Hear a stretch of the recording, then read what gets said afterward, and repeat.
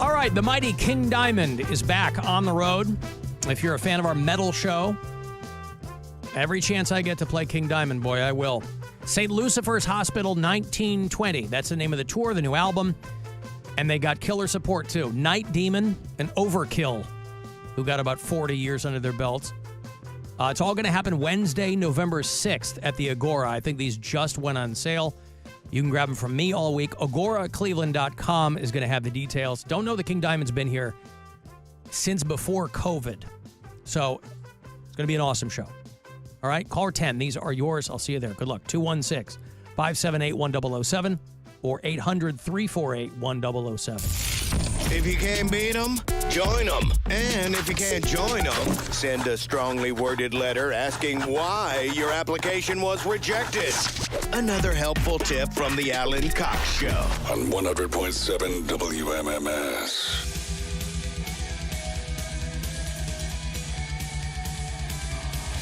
I got more than 6 but fewer than 10 minutes with William Shatner here in a moment. Talked to him yesterday. I came in just to talk to William Shatner yesterday. Also, hot celebrity goss with our own Perez Bilton is on the way shortly as well. Mary, your thoughts? Can't wait. Mm-hmm. Also, William Shatner deserves for you to come in on your day off. That's what I thought. Yeah, they were like, well, he can do it August 5th. And I'm like, well, I will be just getting back into town, but I will come in and, of course, love to. William Shatner, to the best of my recollection, has never done my show before. And so I would love to talk to him. Big get. He's doing William Shatner Live, and that's only 5 cities, the last week in September. And so one of those is in Warren, Ohio. So he's doing shows that are obviously in the cities or near the cities where he's performing. And so he's doing, we've got people, I think he's doing Albany, he's doing Munhall, PA, which is basically the Pittsburgh metropolitan area. He's doing Warren. Was Warren like 45 minutes from here? Yeah, 45, 50. Right? Yep. He's doing a place called the Packard Music Hall. And they're showing Wrath of Khan. And then he comes out and has some fun with the audience. What was Wrath of Khan's big song? The big song was Chekhov singing about the sandworm in his ear. Oh. Something about his cochlea.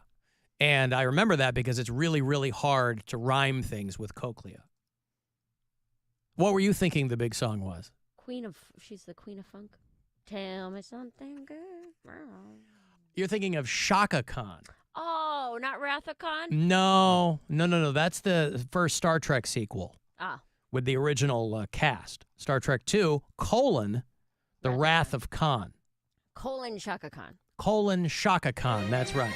You're thinking of Shaka Khan, I'm Every Woman. Which was covered by our own Whitney Cody Houston. Brown some years ago. Did Whitney Houston ever cover this? Did what? Whitney Houston? Yeah. She sang I'm every woman. It's all in me. Yeah, Whitney Houston did it for The Bodyguard, I believe, right? Oh, okay. But it was originally Shaka Khan. It was originally Shaka Khan, baby. I'm Every Woman. Got it. Just an amazing, drumming is great. The whole thing is awesome. It's all in me. Because of a viral tweet, I always thought it was only Whitney Houston because someone's like, oh, you're a feminist? Name every woman. And someone replied, Whitney Houston. Mm-hmm. And that's a funny joke, but also misleading.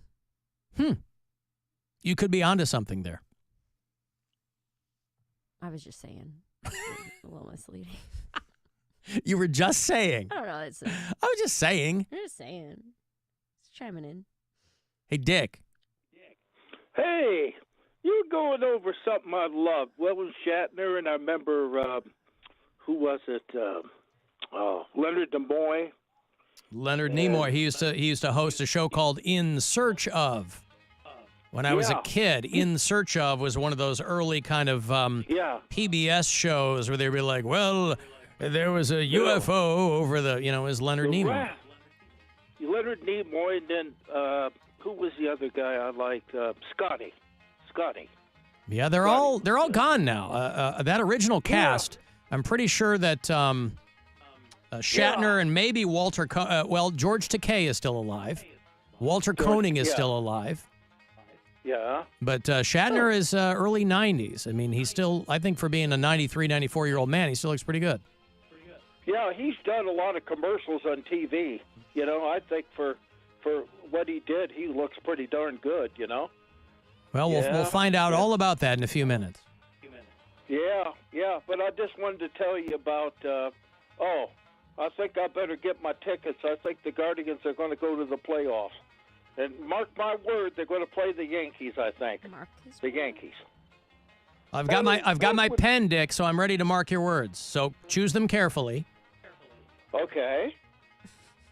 Give me the final score of the World Series, the winning game. The Indians will beat in the World Series. Write this down. Of course, you mean the Guardians. The Guardians, but I knew it as the Indians, you know. But I say they win 5-4 in the World Series. Does it go to a Game 7? It goes to Game 7. 5-4. Wow, a razor thin. Over who? Over? Yes. Over whom? And that's a prediction. My predictions were always pretty good this last year in the Browns games. I think I was 80% when I bet with one of my best friends. He was down here, Dave from Dayton, and he always kids me. he always says, Dick, I'm not going to talk to you. He's been a Bengals fan, but he always gets he says, you're a pretty good prognosticator, Dick, and predicting ball Pretty good games. prognosticator, yeah, indeed. Dick, last season, you'll recall, predicted that there would be 17 games. And, boy, he was dead on. He even included a bye week. Yeah. And another thing, I've been going over to Guitar Center, and I think I'm going to get a banjo. It's a ukulele, a baritone uke. It's tuned to the guitar. And the guy is going to give it to me for so I'm getting versatile. I play 5 instruments now, Alan and Mary and Bill. How about that? Wait, is it going to be like a gloss mahogany? What's this thing going to look like? You're getting a baritone uke. It's just a little. It's like a uke. It's a big one. It's got 4 strings. Tuning to the guitar because the banjo ukulele is tuned to the uke. It's let's see, A, E, C, G. The D, G, B, E is where they're usually tuned. Yeah. Yeah, and the mandolin is E, D, D, G. The uke is A, E, C, G, and I'm trying to think the baritone is tuned to the guitar. So, Bill, what did you want to say to Dick? I said, thanks for calling, Dick. Yeah, Appreciate always, it. buddy. Always. Yeah. Always.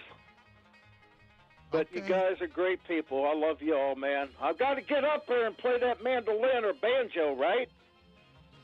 Yeah. Hells yes. That baritone uke. Bring it up.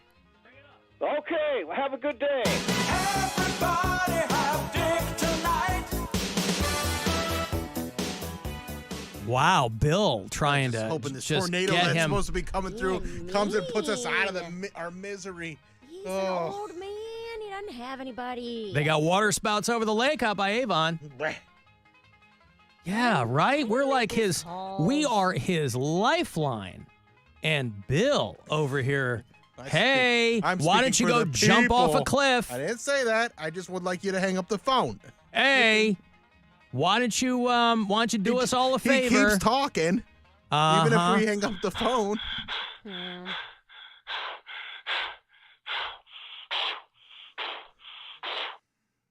That's him before I pick up on him.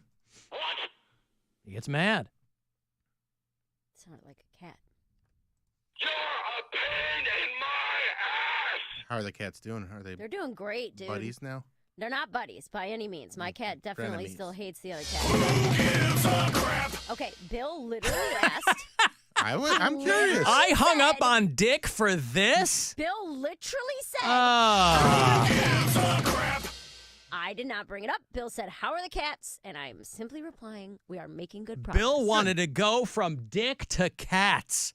Wow. That's how much I don't want Dick. Wow.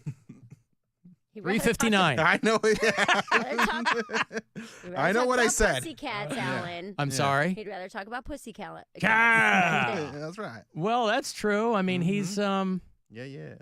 I like the meow now. Broward Sheriff's deputies arrest a man who they say has more pussy than he can handle.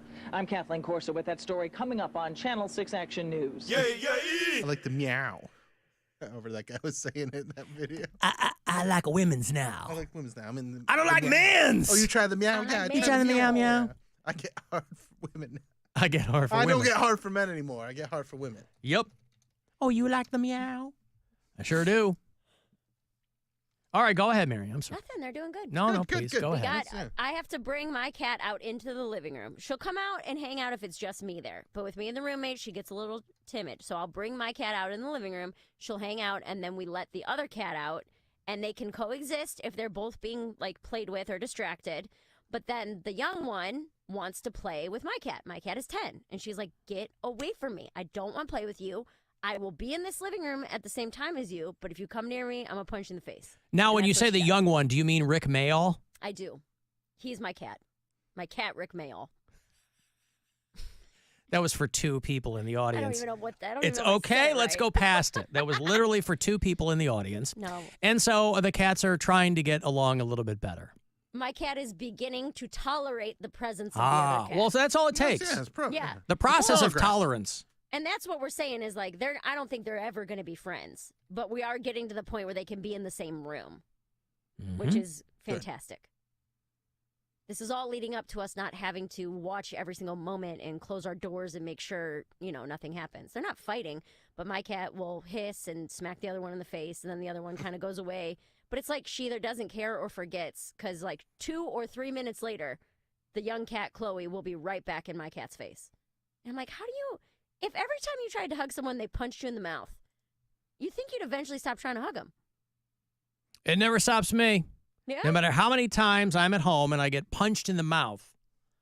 You know me. I'm a hugger. Yeah. Arms open. Big I'm emotional coming in. guy. I'm Yeah. coming in. Physical touch. My love language. So, yeah. You know that's me. But it's exciting. We just want harmony in the home, you know? Yeah. All right.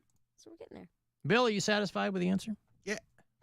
Glad we had this conversation. Thanks, Bill. Thanks for asking. Nobody asks about the cats. I appreciate it. Mary's just sitting around, staring out at the surf, holding a half-eaten wet sandwich. How come nobody asks about the cats? More and more people are beginning to think that my roommate and I are lesbians, and the cat Why would they saga come to doesn't that help. conclusion? Well, I don't know, because we're Plenty two of women. single. Haven't you listened to J.D. Vance? I have. Plenty of women are childless with no cats. They're not lesbians or childless with cats, whatever. They're not lesbians. Just love cats. We like hang out. Like we go to the beach together. We went to the movies together. People are making fun of us. Saying we're They do that now, don't they? What? Call themselves lesbos. You guys call yourself lesbos? No, we're just friends. Even in a joking way. We're each other's only friends. So we've begun to hang out more and more outside of shows. Neither of you have made other friends, is what you're She saying. has other friends. I have But my. she's your only friend? Well, she's my friend I see the most. Like, I have my friends I go bowling with, but we only go like once a month. And then Euchre Club is on Thursdays, but I can only go to Euchre Club if I don't have a show. I'm So going all to your Euchre other Club. friends are 65 and up, is what you're saying. No, these are all young, hip, spry people. Ah, yes. My Euchre Club The and my young bowling, hip euchre club. Yes, I bowling know. friends? Uh-huh. I actually just bought a shirt from my Euchre Club Yep. that I'm going to pick up this Thursday. Then I've got bocce ball on Saturday. I've got backgammon on Sunday.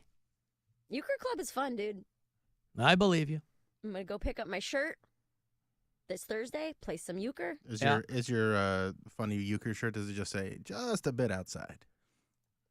That's not a euchre reference. I think bocce is what he was referring to. No, it's a Bob euchre. Oh, good for you. Must be in the front row. Streaks on the china, never mattered before. Hey, Jeff. Hey, Alan, how you doing? Good. Yeah, so I'm in Avon, and I was inside the Kohl's when everybody's phone alarm started going off. Oh, It was good pretty for you. Oh, you're in Avon. I didn't know what you opened with. Okay, and the storms were whipping through. Is that what was going on? Well, it was pretty quiet, and then everyone's tornado alarm on their phone went off, and then. Oh my God! Tornado! Tornado! Yeah, it's pretty much what. Where do you hunker down in a Kohl's? They said everybody go back by the bathrooms, so it smells good. Wow. But everybody walked out okay. Did they give everybody a little bit of extra Kohl's cash for their trouble? I have no idea. Everyone's still in there. I left because I want to get home to my kids. Yeah, of course. Okay, well, they're in the basement. Everyone's safe though. But yeah, there's trees down everywhere. There's leaves everywhere. Yeah, leaves. There's trees and leaves down. Oh my God! The whole street's littered. The whole street is littered with leaves. Littered with leaves. Right. Okay, good. Thank you, Jeff. I'm glad you live to fight another day. It's probably getting pretty bad out where I live. Before I left town to go to my sister's wedding, I went to take a shower and turned the shower on, and a trickle came out. And I determined quickly that there was a water main break a couple of blocks from my house. And I had to hit the road. So I had to wait until I got to the hotel. Dirty, stinky man. Take a shower, right? We talked to William Shatner here. More than 6, but fewer than 10 minutes. With somebody on the phone. Oh, I talked to William Shatner yesterday. He is doing a 5-city tour. William Shatner Live. He's doing Albany and Warren, Ohio. That's the gig closest to us. He's doing the Packard Music Hall the end of September. Bill, how are you? So, well, what about yourself? Was there ever a chance you were going to be Guillaume Shatner? I'm looking forward to coming to your town. William Shatner Live is coming through September 26th is when it's going to happen out in Warren, Ohio. This can't be the first time, Bill, that they've asked you to go out. I mean, with the depth and the breadth of the career that you've had, this can't be the first time somebody's come to you and said, let's go on the road and hang out with people. No, this is the second 5-city tour I will have done. I did it last year or several months ago, and it's exhausting. Yeah. Yesterday, actually, I was in Philadelphia performing, and a friend of mine came up, a musician that I've known, and he said, I sold my house. I'm on tour, he said, and I sold my house because I'm on tour so much. I said, you sold your house? He said, yes, I'm touring, and I as we all know, getting to the venue is horrible. That's the work. But I love playing music so much I'm willing to stay on the road. And for me, not having the roots of a house, of a place to stay, is overwhelming. I couldn't do that. But I'm entering the tradition of touring, and that's what I wanted to do. Not as much as so many people do for months at a time, but this allows me to feel part of that long tradition of burlesque acts going out by train and entertaining and coming back. Touring is part of the magic of show business, and I wanted to feel that before I couldn't do it.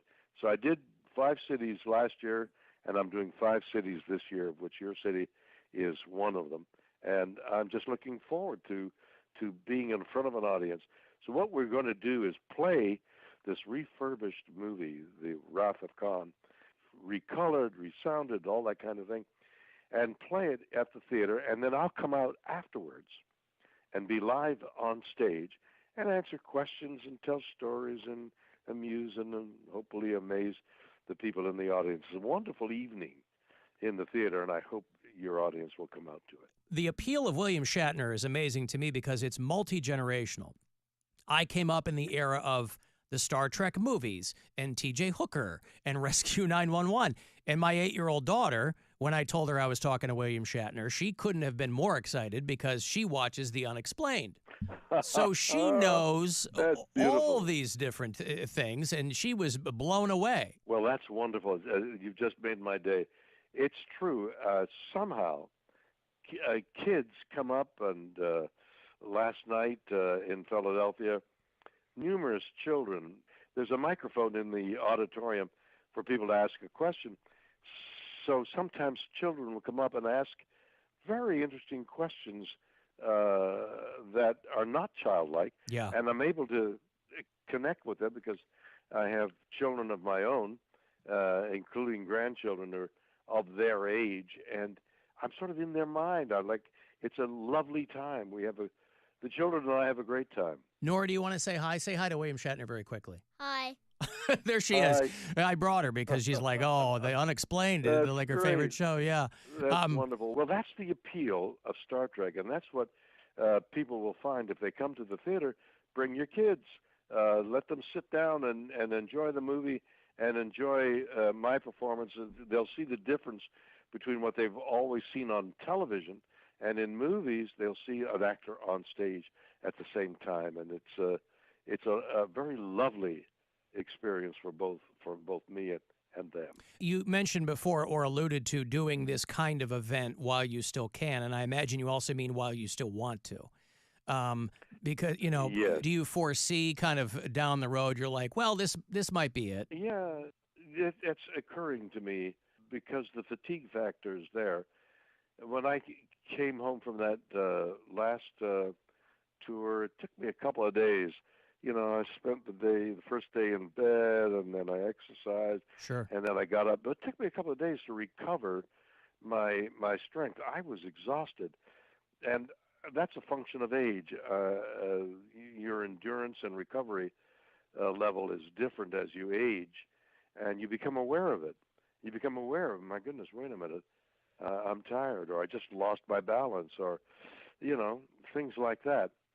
And yet, the knowledge that you still have the ability to perform and to create laughter. And Thinking about your friend, too, who was touring very extensively as a musician, there's a mental rigor that's required in something like that, too. Absolutely. You have to ignore the fatigue, overcome the fatigue for the energy of the performance. And it's there. If it's not there, you can't go on. I know that dude just broke your record going up on Blue Origin. You had been, I think, the oldest person to go up there. And then some guy, literally a couple of months ago, was a little bit older than you. You've got to go back up there again so that you can maintain. Somebody went up that was a little bit older than me? Yeah, some guy named Ed Dwight. He went up there in May. He was the oldest person. I'm not sure how old he is, but I really want William Shatner to have that. I feel like that guy that came in second in the 100-yard dash. Right. Yeah. I'm not going to take up much more of your time here, but it's a thrill to talk to you. Anyone could talk to you for hours on end about the X's and O's of your career. But for me, it was coming up in the Star Trek movies and T.J. Hooker, and I would see you pop up in sitcoms and things like that, and I just loved it every time I saw it. So thank you so much. Very kind of you. The fact that we're watching The Unexplained, among other things, is fantastic. William Shatner live. He's doing 5 dates, as he said, and we have listeners in all these cities. So he's doing Detroit and Warren, Ohio, and Pittsburgh area. He's going to Ashland, Kentucky, Wheeling, West Virginia, all towards the end of September. So get online, Google